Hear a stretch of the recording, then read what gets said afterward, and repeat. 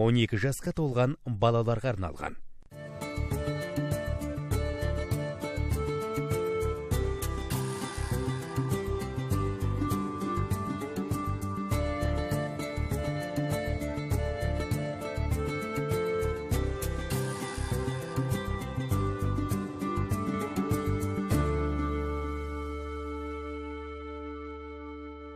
Армысыз көрермен, эфирде мен туған ауыл. Бүгін біз Маңғыстау ауданы қарасты Шығыдық ауылындамыз. Менімен бірге бұл ауылға ардагер ұстаз Ордалы Қосай ағай келіп тұр. Өйткені ағай осы ауылда туып өскен. Қош келдіңіздер. Мынау менің туып өскен ауылым. Осы жерден орта мектеп бітірдім. Осы жерден институтта үзіліс болды. 67 институтта келдім. Содан кейінгі өмірім осы жерде. 2013 жылы 60 жасқа келгенде осы жерде зейнетке шықтым. Аға, енді бастайық түсірілімізді. Ауылыңызды көрсетіңіз. Сіз арқылы көрермен көрсін ауылыңыздың қандай екен. Қай жерден бастаймыз? Бұл жердің киесі Тұщықұдықтың қара құдығы. Бақажан байдың құдығы. 1000 жыл суарған, ол кездерде жер ну болған, көл жатқан. 1000 жылқы тек көлден ішіп шығып кете берген ғой. Біз осы жердің киесі Тұщықұдықтың қара құдығы. Содан бастаймыз. Осы заманымыздың ұлы шайыры Светқали ақын осы Тұщықұдыққа келіп, былай деп тебіренген екен. Жаратушы жабарқақ елге де, жерге де, ерге де қасиет киелі артады. Кейбір тұтас аймақтарды киелі жер, қасиетті өңір деп жататымыз содан.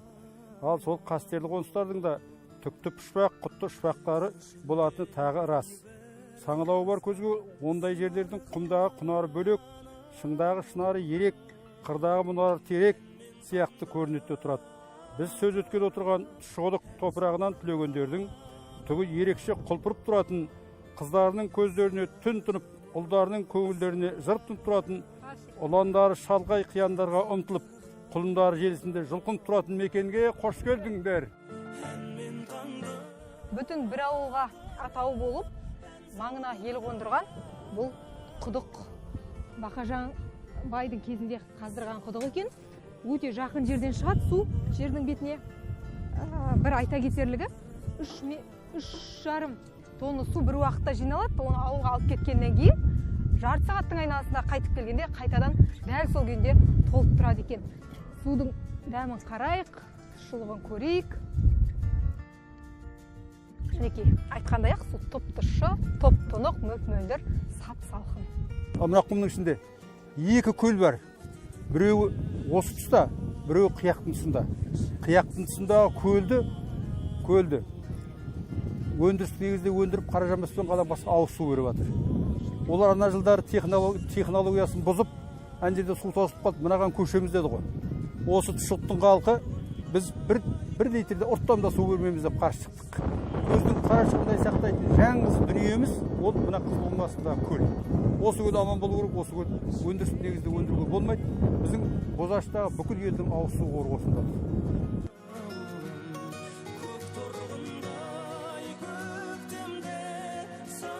1870 жылы Маңғыстауда Ресей шапқыншыларына қарсы көтерілісте қол бастаған Иса мен Досан еді. Иса Тіленбайұлы осы Тұщықұдықтың маңайында Алаторпа жерінде жатыр. Біз қазір батырдың басына барып зиярат ететін боламыз.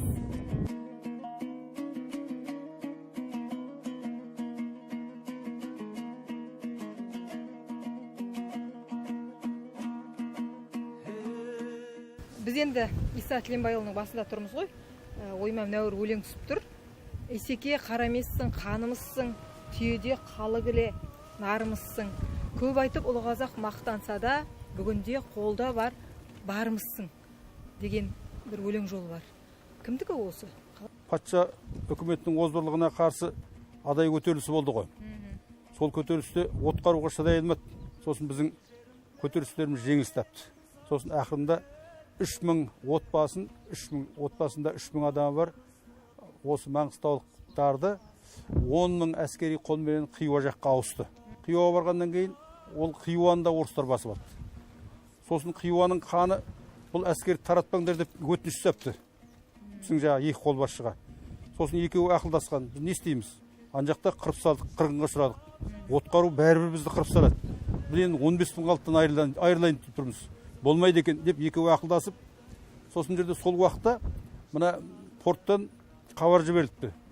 Мына көтеріліс жасағандардың басшыларынан барлық қосшыларды кесірім жасалады, қайтып келетін болса деп сөйдепті. Сосын Иса мен Досан екеуі ақылдасады. Исеке, сіз елге қайтыңыз. Халық сізді іздеп отыр қазір. Мен шығып қалдым ғой. Мен осында қалайын, қасымда қалам деген адамдар жігіттерді алып қалам.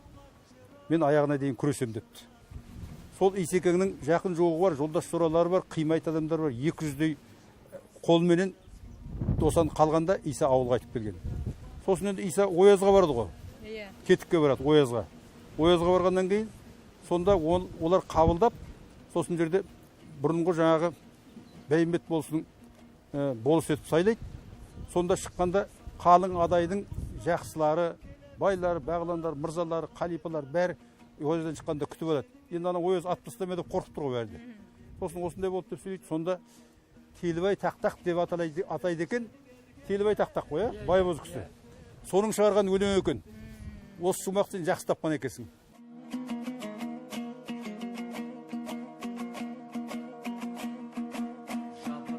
Біз Иса Батырдың басынан келіп, Шұғыдықтан 30 шақырым жерінен орналасқан шығысындағы жарлардың пантеоны аталып кеткен Қаратөбеге бара жатырмыз.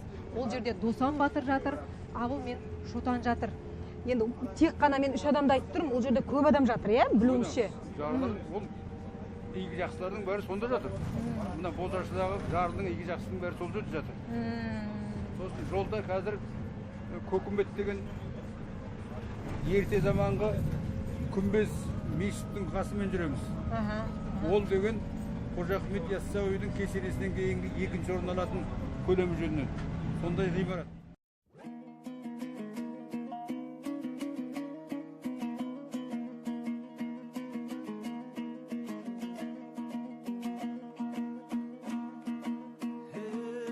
Қай заманда екен біз ойлаймыз, осы түріктердің жұрты ғой өлде. Көк күмбет дегеннен шыққан болу керек, көк күмбетте күмбез ғой. Көк күмбезді, екі күмбез, бірнеше күмбез осында кесене болған. Сосын үлкендігі жағынан екінші орын алады деп тұрмын ғой жаңа. Бірақ енді осы қараусыз қалып, мына қазір реставрацияның мамандары келіп, мынаны қазір мына жақтан аршып жатыр енді, қайта қалаймыз деп. Бұның жаңағы самашып бастаған кісілер. Енді олар осыны қалай жасаймыз, қалай қалпына келтіреміз деп қазір ойлану үстінде. Болашақта қалыпқа келеді деп есептейміз.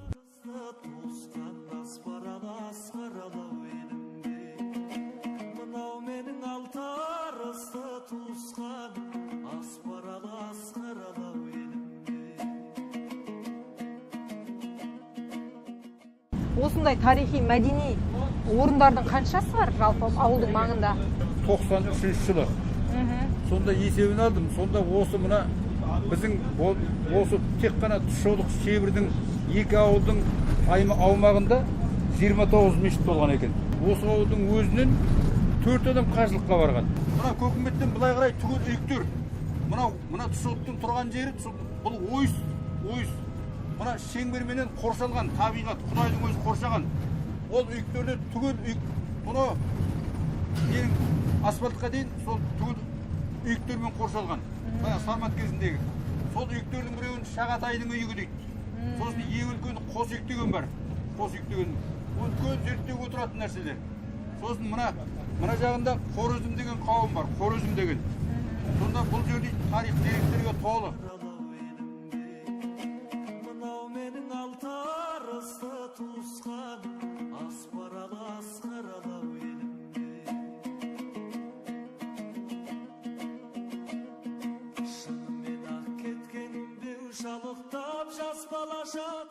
Енді жарлардың пантеоны аталып кеткен, ел арасында Қаратөбеге келіп тұрмыз ғой. Бұл жерде кімдер жатыр? Бұл жерде сол сіздің атап отырғаныңыз дұрыс. Бұл мына Мұңалдың бір үлкен ауылы, Жары дейтін ауыл бар ғой. Жауының ұлы. Сол жарлардың ылғи жайсаңдары мен жақсылары осы төбеден орын тепкен. Бұның басында мына Тастемірдің Сейтімбеттің ұрпақтары бар. Жайыл Реушен құсаған. Сосын мына кішелердің құрым кішенің Бұқарлық құрым деген кіші жатыр. Жаңағы құрымда 40 40 ақын шыққан құрым деген бұлар оққан ауыл ғой құрым. Сол құрымдардың ата бабалары осы жерде жатыр. Сосын жерде бұл жерде одан басқа мына Абыл ақын бастаған ақындар жатыр. Досан батырға бастаған батырлар жатыр. Мына осы жерде бір 30, 20, 10, 40 километр жерде бұлар осы жерде осы маңайда Мәтжан бидің кіндік қаны тамған. Ал мына біздің қасында тұрған Шотан батырға қойылған ескерткіш. Осы жерде мына жұртшылық білу керек, оқырмандар, көрермендер. Бұл жерде Шотанның сүйегі жоқ. Оның сүйегі Сейсен атада. Оған керемет зәулім там салынды, кесене салынды. Ал мына салынғаны Адайды бастап келген батырлардың бас батыры. Адайды Маңғыстауға құлатқан көп батыр бар ғой, Атоғаз батыр, Есек батыр, жаңағы Есболай батыр дегендер. Соның бастап келген бас батыр Шотан батыр. Мынау сол жары ғой Шотан батыр болғасын. Сол мынау Шотан батырдың бастап Маңғыстаудың ойына құлағанды бастап келген үшін қойылған ескерткіш. Осыны айырып білу керек. Біреулер айтады, мұнда сүйегі жоқ қой деп. Бұл ескерткіш. Ол Шотан батырдың еңбегіне қойылған ескерткіш. Ат туар айыр салсаң құласырдан, көрген бе аң құтылып лашыннан, елімнен енді сенде ер туар ма, көп жауға жалаң қылыш құлашырған деп, осы Досан батыр туралы айтылады. Солай ғой, иә? Досан батыр туралы. Бұны кім айтқан дейсіз ғой, иә? Енді онымен мынау демалып жатырмыз ғой, мына Индира екеуміздің нағашыларымыз ғой. Сол тамға сүйегендей, арқасын тамға сүйеген дейтін сөз бар ғой енді. Сондықтан демалып шалқайып отырмыз енді. Мына Индира өте жақсы сұрақ қойды. Бұл өлеңнің шумақтарын шығарған Иса. Исаның ақындық қырда өте керемет болған ғой. Шешен дейді, ақын дейді, саятшы дейді. Мәмілегер керемет адам ғой енді. Ол кісі қалай шықты дейсің ғой, осы шумақтар. Кім, мына Досекем Кетіктің түрмесінде қаза болды ғой, түрмеде қаза болды. Сол қаза болғанда оның сүйегін алу үшін сөйерде Нұрқабай байлар, сол маңындағы байлар көмектесіп, орыстар шарт қойған ғой, сүйегін сатып аласың деп. Сүйегін де сатып беріп жүр ғой сонда. Сосын Исаның ұйымдастыруын 90 бойдақ беріп, Ояздан сатып алды сүйегін. Сосын арбамен өзі Адайдың небір дүлділдері осы жерге арбамен алып кетті. Сонда Досанның әйеліне естірткенде, бұл жаңағы Исекеңнің шығарған шумақ екен. Жаңағы шумақ. Естіртуі ғой. Мына кісі осы құрылыс салдырған кісі өзеннен келіп отыр. Досанның тікелей ұрпағы, Немелтайы, Оразал деген кісі. Мына кісі Исаның Немелтайы, бұл кісі Құрықтан келіп отыр. Осы ата-бабалардың басын екеуі бір барып дұға тигізейік деп, осындай хабар болғасын төбелерін көрсетіп келіп отыр. Тамаша, біз өте қуаныштымыз, рахметімізді айтып қояйық алдын ала. Енді атасының басына айтып тұрғанда Ораз ағамыз бұрыннан да танимыз. Бұл кісі Жаңаөзен қаласында ауған соғыс ардагерлер кеңесінің төрағасы болып қызмет етті қазір Қызылсайда. Аға, қош келдіңіз. Енді осы жерден көріп тұрғанымызға біз өте қуаныштымыз. Бұның басын салған Тоқтамыс Бейсенбай деген құрық елді мекенінде тұратын азамат еді. Осы жерде қоян қолтық Тоқтамыс деген ініміз болды. Осы бір жерде мына дөңнің ар жағында тұрады. О жігіт үйінен әкеліп шұбатыменен қамтамасыз етті. Ақшымырау Қызаннан келіп ағайындар көмектесіп тұрды. Жаңаөзеннен де келді. Өзіміздің тумаластарымыз Тосанның 4 баласы да өзенде, солардың 4-еуінің балдары да келіп осы жерде қол ұштарын беріп көмектесіп, осында үлкен шаруаны бітірдік. Ақын Абыл менен Дәулеталы Досанның мына кесенесін салғанда екеуі біріктіріп тұрып, жаңа Бейсенбай деген ағамыз салды. Айта кететінім, мына Тұщықұдық қасымызда 30 километр жерден сол жердегі мұғалімдер әр демалыста келіп осы жерде тас кесуге көмектесіп тұрды.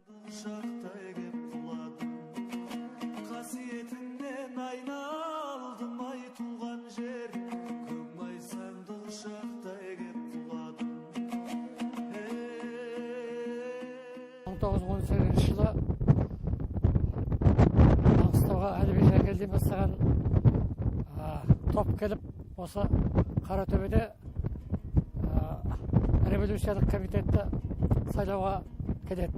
Мына біздерді көріп отырған белгі осы 18 жылғы осында егі жақсылардың Қазақты Адайдың алғашқы революциялық комитеттің құрылған жері.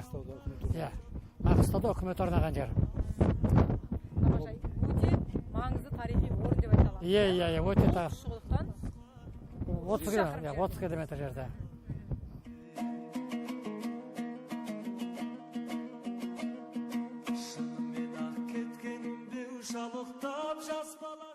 Мына қазір сексеулеу айналың бәрі орма қылып қойды. бұл орманның басы егу 1974 жыл қайта совхоз болды, ол құрылған жылы. Сонда Әбдірахманов Сейсен деген кісінің еңбегі ботаникалық бақтың директоры Қонғанбаеваны әкеліп осы жерде қоршау жасап сексеуілдерді керемет болып өсті. Бірақ өзіміздің деңгейіміз, халықтың, жергілікті тұрғындардың деңгейінің төмендегеннен ішінде мал жіберіп оны құрттық. Одан кейін 89 жылы Гурьевке қосылғанда лесхоздың бастығы Дәуғалиев Қуаныш деген кісінің өзі келіп, Бейнеудегі лесхоздың Шағаны Башықбай менен Ережеп Жақсылды екі орманшысын әкеліп, Наурыз деген директор, кәдімгі өзіміздің Балмұқан, сол лесхоздың бастығы Тулақты. Сол өзі келіп жүріп, мына тұшықтың екі жағынан тағы да ектірді ғой. Кеше 2011 жыл қайта басталды. Мына 11 жыл басталғаннан кейін. Сондықтан бұл шаруаны басы Әбдірахманов Сейсен. Мынау үшінші кезек егіліп тұр қазір. Сексеуілдердің ортасында нағыз қызылқұмның үстінде тұрмыз, маңайымызда тамаша мәдени. Осы тұшықұдық киелі ғой мен үшін. Құдық бірінші киелі. Екінші киелі маған осы жер киелі. Бұл орында әуелде Айдар Ишан атаның мешіті болған. Бала оқытқан. Жүздеген жылдар бала оқытқан ғой. Осында мешіт болған. Сол мешіт Совет үкіметінің кезінде мектепке айналған. Мен сол мектептің бастаушыласын осында оқыдым. 4-ші кластың 1-ші тоқсанына дейін. Мына бір қоңырқай жер, мына биіктің астында сол мектептің орны жатыр. Сондықтан Жаңғауыт мектебінің киесінің қайдан туындайды десеңіздер, ол әуелде мешіттен басталған. Тағы осы жерден басталған. Мен осы мектепте бастаушыластың 4-ші кластың 1-ші тоқсанына дейін оқыдым. 2-ші тоқсанда ана көрініп тұрған мектеп, орта мектеп салынып, сонда көштік. Сондықтан мен үшін ең қастерлі орынның біреуі осы жер. Енді мектепке кетеміз.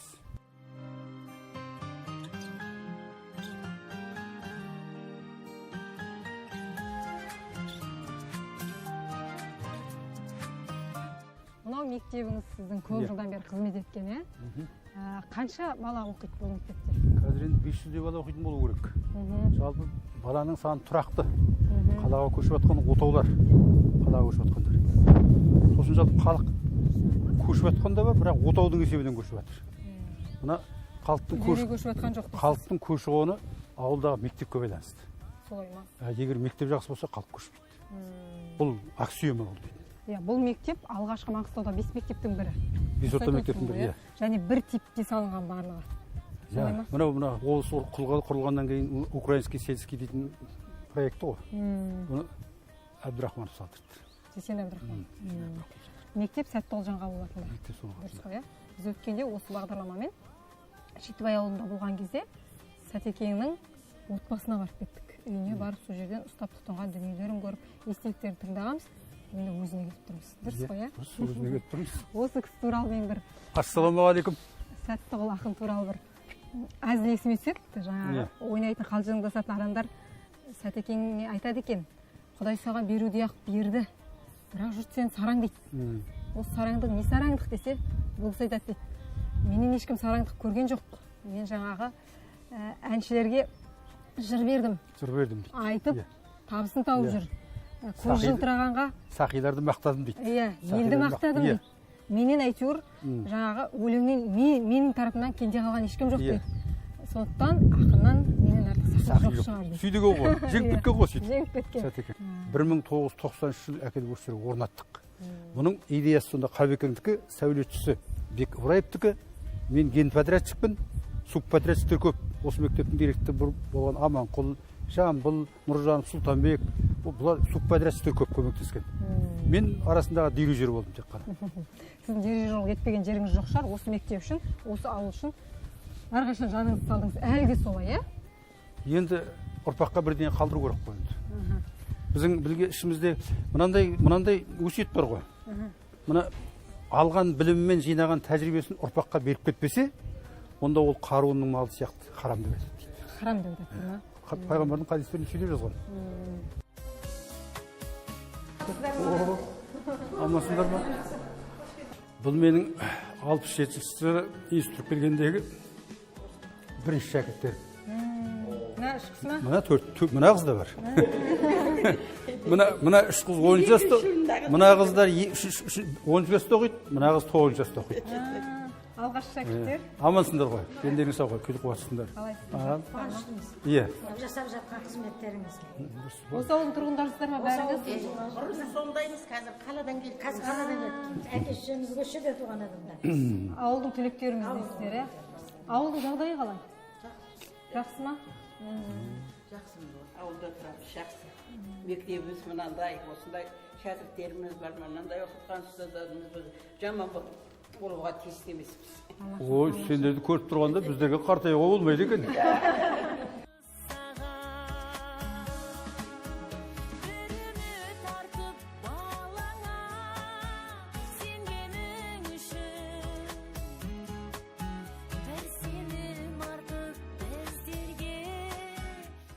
Жаңғыз ағасы орман емес деген бар. Мен өзім үлгі алған, тәрбие алған кісілерім бар осында.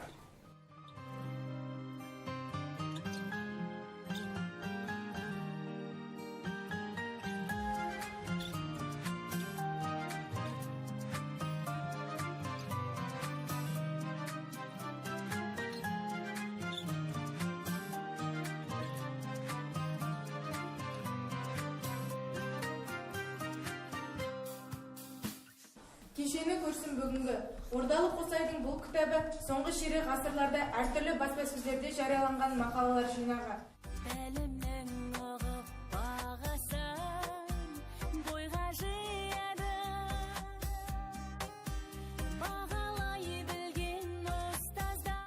Майдангер ұстаздар кітабы Ұлы Отан соғысындағы ұлы жеңістің 70 жылдық мерекесіне байланысты есімдері ел есінде қалған кешегі отты жылдарда ел намысын қорғаған аталарымыз бен ағаларымыздың ерлікке толы жолдары мен жас ұрпақты білім нәрімен сусындатқан маңғыстаулық майдангер ұстаздардың еңбектері баяндалады. Яғни маңғыстаулық майдангер ұстаздардың рухына арналады. Ұйымдастырған тағы да қойылып аяғайларым. Сонымен мына сөреде тұрған, көрмеде тұрған кітаптардың барлығы менің замандастарым осы мектептің түлектерінің еңбектері. Тамаша. Өнерлерің өсе берсін. Сәттіғұл Жаңғабыл атындағы Шығыдық орта мектебінің 90 жылдық тарихы бар. Бүгінде бұл мектепте 530 оқушы білім алады, ауылдың 80-ге жоқ мұғалімі тәлім тәрбие беріп отыр. Мектептің жетістігін жаңа ғана музейден анықтап білдік. Бұл мектептің тарихы әрі қарай жалғаса бермек. 10 жыл сайын мектепке күрделі жөндеу жұмыстары жүргізіліп тұрады. Мектептің іші таза, жарық, білім алуға барлық қолайлы жағдай жасалған.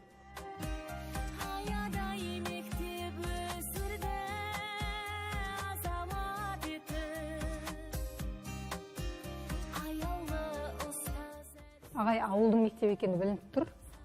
Барлық қаланың мектептерінде осылай жабдықталған негізінде, бірақ енді ауылдың мектебі ерекше ғой, мінекей. Жан-жағы түгел қазақы нақышпен өрнектелген, көркемделген бұйымдар әкеліп қойылған. Сонымен бір біздің қонақтарымызбен бірге ортада ауылдың соңғы түлектері отырған сияқты, иә? Мен бұл мектептің 33-ші түлегімін. Одан кейін бітіргенімізге 31 жыл болды. Осы мектепте 99-2000 жылы директор болып қызмет жасадым. Ордалы ағайымыздан кейін коллектив өте керемет, мықты, тату. Мен қазір енді Ақтау қаласында тұрамын. Әдейі осы хабарды естігеннен кейін соны уақытымызды бөліп келіп отырмын. Рахмет. Бердіхан да Ақтауда тұрады, білеміз? Жалғыз ауылдың тумасы, түлеп ұшқан шәкірттерінің бірімін. Биыл мектеп бітіргенімізге 20 жыл болады. 21 ғасыр алғашқы түлектері. Енді жаңа мынау үлкен әже болып кеткен шәкірттері ағайдың алдынан шығып отыр ғой. Біздер енді немере шәкірттеріміз. Осы кісінің енді мектептегі соңғы түлектерінің біріміз. Енді ағайға үлкен табыстар тілейміз. Және түлеп ұшқандардың құрметіне 4 жол өлең оқып беремін. Жерімнің асты мұнай үсті құдық, сағынған туған жерді күшті құрып, атыңнан айналайын тұщы құдық, тудың ғой өзгелерден күшті құдық.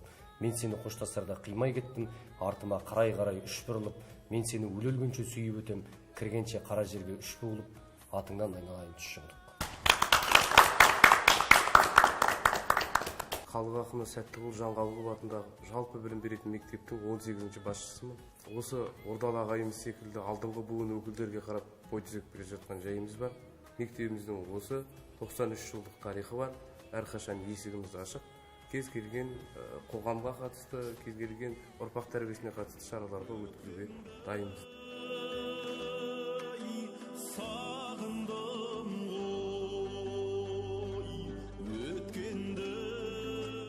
мәдениет үйіне қош келдіңіздер. Мынау біздің соңғы салынған мәдениет үйіміз. Осында көптеген игістер болып жатады. Солардың бір куәсі болып сіздер қатысып отырсыздар. Енді менің бір айтатыным, халықтың ондаған жылдар бойы бітпей жүрген бір шаруасы бар. Мынау адайдың 5 сүйрігінің көріп тұрсыздар ғой. Осы ұрпақтарға таныстырылып жатыр.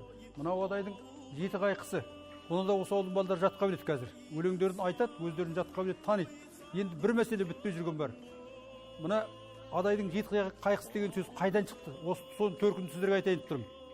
Бұл жоғарғы адайда үлкен бір адайдың асы болғанда адайдың өнерпаздарын шақырған ғой.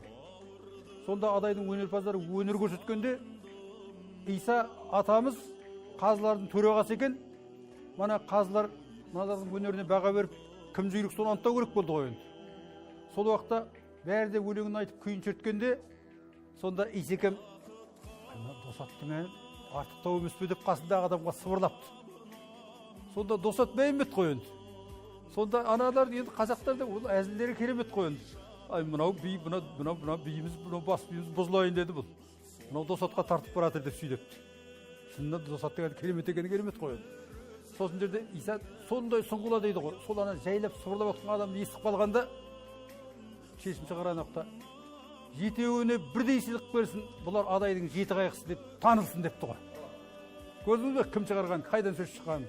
Сондықтан осы мәдениет үйі көп жылдардан бері біз іске аспай жүрген өтінішіміз орындалмай жүр. Осы мәдениет үйіне 7 қайқының атын беру керек. Бізге 7 қайқының әрқайсысының ұрғылары бөлек-бөлек бізге. Бізге бәрі біз үшін ыстық. Сондықтан осы мәдениет үйін 7 қайқы деп аталса дейді. Тілектер бар. Қолдайсыздар ма?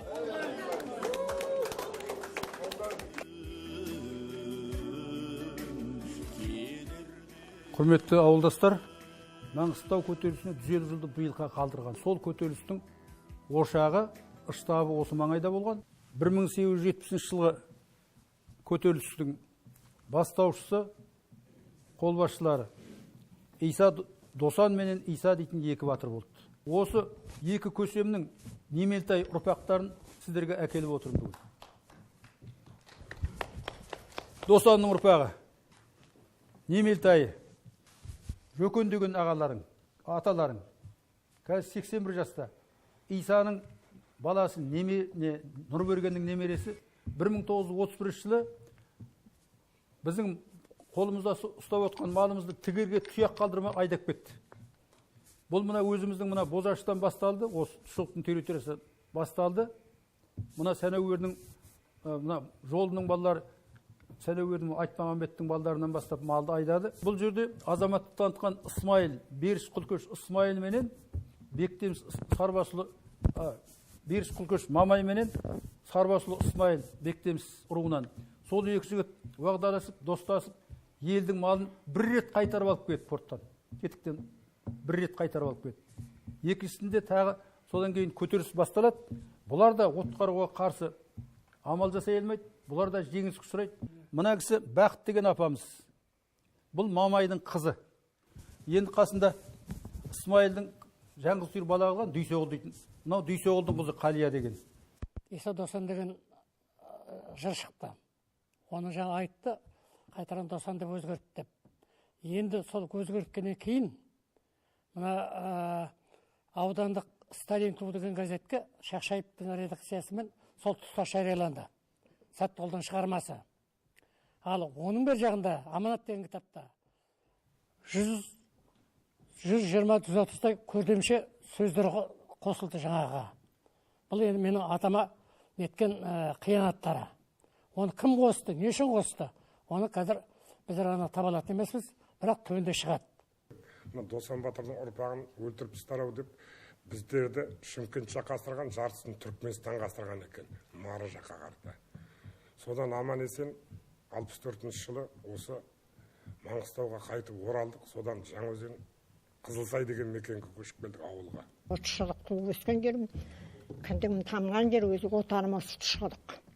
Халық жауы деген атам азат қылып, ел үшін кеткендігін анықтаймыз деп іздеу салып атқан сендей азамат көбейе берсін. Рахмет айтам, көргеніміз қорлық, жетім өстік, аш өстік, жалаңыз. Бірақ қайсар болдым, қатты болдым, сондай белсенді болдым. Белсенді, ер азамат болып жүріп, тап дұшпан болып шықтық үкіметке.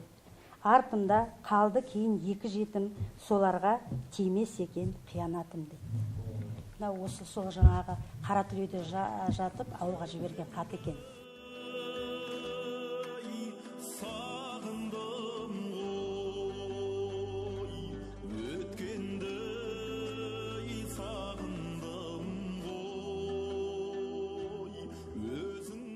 Осы ауылда осы уақытқа дейін қызмет еткен, осыға шығудың кейл жоқ, білесіздер, қаншама адам өтті осыған дейін, белгілі тұлғалар. Солардың барлығына арнап осы ауылдың орталығынан бір мұражай салғызу. Бұл мәселені Орекең осы 1-2 жылдан бері көтеріп келе жатыр. Аудан әкім тапсырмасын беріп, біз қазір орнын бәрін дайындап қойдық. Маңғыстаудағы қос көтерілістің ошағы болған Тұщықұдық ауылына бүгін батырлардың ұрпақтары, тікелей ұрпақтары келіп отыр. Біздің осы түсіріліміміз үшін оларды Маңғыстау ауданы әкімінің атынан Тұщықұдық ауылының басшылары құттықтап, марапаттап, алғыстарын білдіріп жатыр.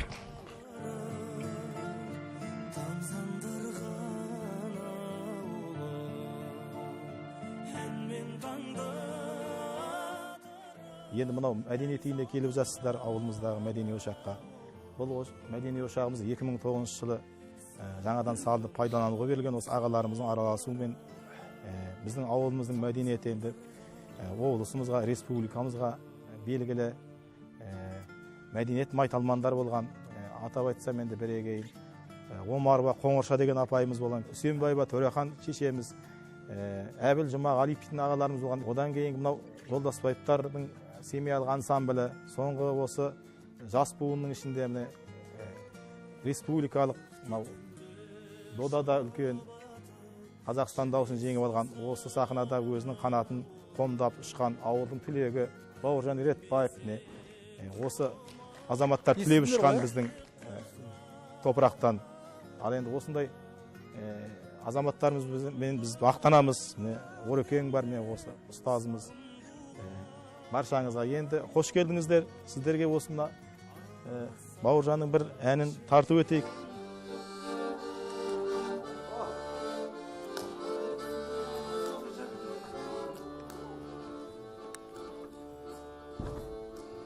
Кіндігімнің жасқаны тамған жерім ауылым, шабытымның асқары самғаушы еді ауылым, жастығымның куәсі шұрқыраған ауылым, жусанымен жуасы бұрқыраған ауылым, жусанымен жуасы бұрқыраған